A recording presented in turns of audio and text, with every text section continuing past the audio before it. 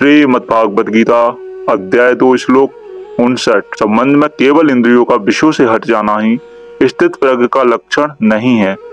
इसे भगवान इस श्लोक में बताते हैं। भगवान कह रहे हैं, निराहारी इंद्रियों को विषयों से हटाने वाले मनुष्य के भी विषय तो निवृत्त हो जाते हैं, पर रस निवृत्त नहीं होता। परंतु परमात्मा तत्व का अनुभव होने से इस स्थित प्रज्ञ मनुष्य का रस भी निवृत्त हो जाता है, अर्थात उसकी संसार में रस बुद्धि नहीं रहती। इसका अर्थ है दोस्तों, मनुष्य निराहार दो तरह से होता है। नंबर 1, अपनी इच्छा से भोजन का त्याग कर देता है अथवा बीमार यानी से भोजन का त्याग हो जाना और संपूर्ण विषयों का त्याग करके एकांत में बैठना, अर्थात इंद्रियों को विषयों से हटा देना। यहाँ इंद्रियों को विषयों से हटाने वाले साधक के लिए ही निराहार से पद आया है। रोगी के मन में यह रहता है कि क्या करूं, शरीर में पदार्थों का सेवन करने की सामर्थ्य नहीं है, इसमें मेरी परवशता है, परंतु जब मैं ठीक हो जाऊंगा, शरीर में शक्ति आ जाएगी, तब मैं पदार्थों का सेवन करूंगा। इस तरह उसके भीतर रस बुद्धि रहती है।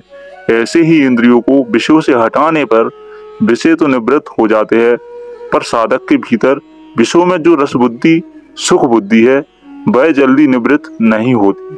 जिनका स्वाभाविक ही विषयों में राग नहीं है और जो धीर वैराग्यवान है, उन साधकों की रस बुद्धि साधना अवस्था में ही निवृत्त हो जाती है।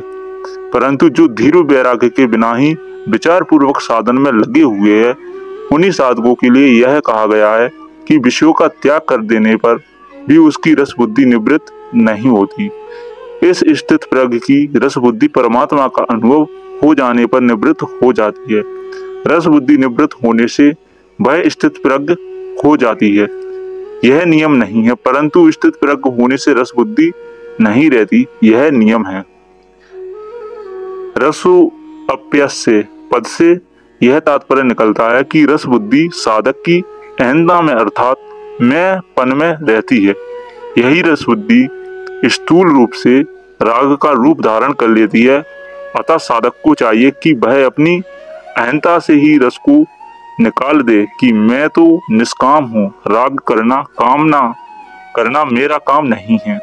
इस प्रकार निष्काम भाव आ जाने से अथवा निष्काम होने का उद्देश्य होने से रस बुद्धि नहीं रहती और परमात्मा तत्व का अनुभव होने से रस की सर्वदा निवृत्ति हो जाती है।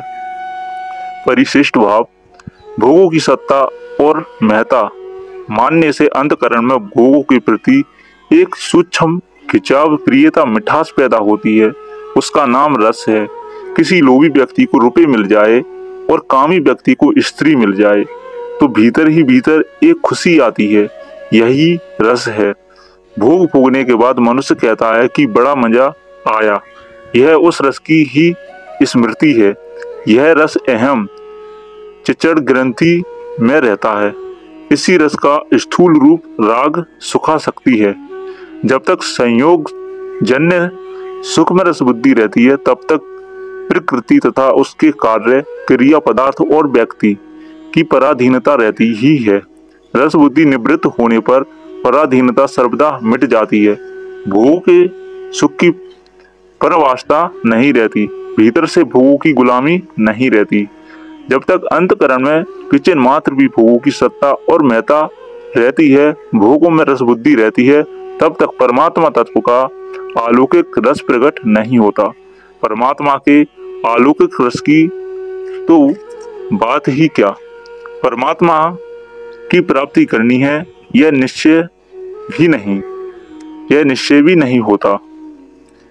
बाहर से इंद्रियों का विषयों से संबंध विच्छेद करने पर अर्थात भोगों का त्याग करने पर भी भीतर में रस बुद्धि बनी रहती है।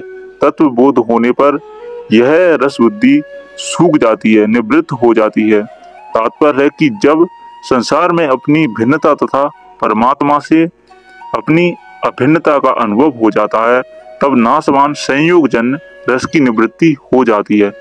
नाशवान रस की निवृत्ति होने पर अविनाशी अखंड रस की जागृति हो जाती है।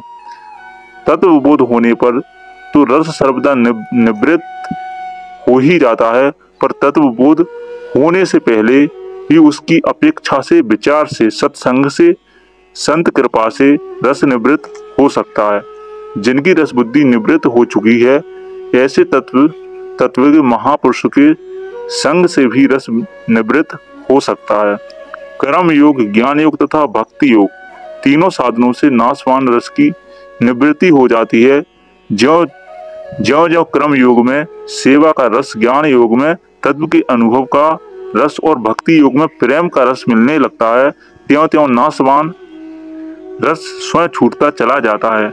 जैसे बचपन में खिलौने में रस मिलता था, पर बड़े होने पर जब रुपयों में रस मिलने लगता है तब खिलौनों का रस स्वयं छूट जाता है। ऐसे ही साधन का रस मिलने पर भोग का रस स्वयं छूट जाता है। रस बुद्धि के रहते हुए जब भोग की प्राप्ति होती है तब मनुष्य का चित्त पिघल जाता है तथा वह भोगों के वशीभूत हो जाता है। परंतु रस बुद्धि निवृत्त होने के बाद जब भोगों की प्राप्ति होती है तब तत्व महापुरुषों और उसके चित्त में किंचन मात्र भी कोई विकार पैदा नहीं होता। उसके भीतर ऐसी कोई वृत्ति पैदा नहीं होती जिससे भोग उसको अपनी ओर खींच सके। जैसे पशु के आगे रुपयों की थैली रख दे तो उसमें लोभ वृत्ति पैदा नहीं होती और सुंदर स्त्री को देखकर उसमें काम वृत्ति पैदा नहीं होती। पशु तो रुपयों को और स्त्री को जानता नहीं, पर तत्वज्ञ महापुरुष रुपयों को भी जानता है और स्त्री को भी, फिर भी उसमें लोभ वृत्ति और काम वृत्ति पैदा नहीं होती। जैसे हम उंगली से शरीर के किसी अंग को खुजलाते हैं तो खुजली मिटने पर उंगली में कोई फर्क नहीं पड़ता, कोई वृत्ति नहीं आती। ऐसे ही इंद्रियों से विषयों का सेवन होने पर भी तत्वज्ञ के चित्त में कोई विकार नहीं आता, वह ज्यों का त्यों निर्विकार रहता है।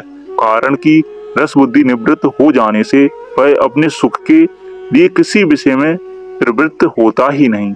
उसकी प्रत्येक प्रवृत्ति दूसरे के हित और सुख के लिए ही होती है। अपने सुख के लिए किया गया विषयों का चिंतन भी पतन करने वाला हो जाता है और अपने सुख के लिए ना किया गया विषयों का सेवन भी बंधन कारक नहीं होता। नाशवान रस तत्वकालिक होता है, अधिक देर नहीं ठहरता। स्त्री, रुपए आदि की प्राप्ति समय जो रस आता है वह बाद में नहीं रहता।